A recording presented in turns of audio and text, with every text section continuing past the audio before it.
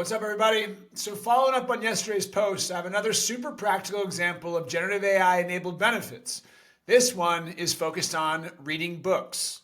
Reading is obviously a very good habit, and one that I don't think I've ever heard someone say, you know what you should do? Read less books. If we're being intellectually honest, there are lots of different kinds of books, including those that are easier than others to read. And sometimes we gravitate towards them more often than not. You know what I'm talking about. The ones that are a little easier than the others to read, a little bit like the difference between eating your vegetables versus having dessert. You know what I'm talking about.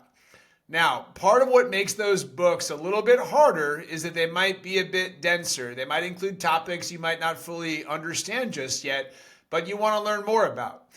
It takes a certain amount of effort that understandably isn't something that you're always, wanting to engage with every time you're in the mood to read a book. You might just want to read something easy breezy. But I think this is why Dan Schipper's post in his 5-minute video explaining his love for reading books with ChatGPT's new advanced voice mode captured my imagination. As someone who loves to read, eliminating elements of friction associated with reading those more difficult books, as well as expanding the surface area of the learning experience, is something that has very broad implications. An excerpt from Dan's post.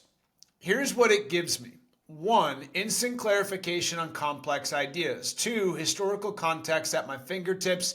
3, up-to-date scientific insights. 4, chapter summaries to prep my brain. And 5, opposing viewpoints for balanced understanding.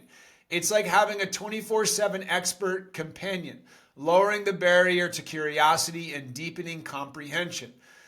I think this is a super practical, high-impact way to integrate generative AI into your day-to-day, and you know what happens once you pass the 10-hour rule with generative AI. Compressing your learning curve, which compounds over time, aka understanding how to harness these tools, your AI native quotient is a big deal. Shout out Sunny Madra. Link to Dan's post below and the video in the comments. Hope you're having a great day. Talk soon.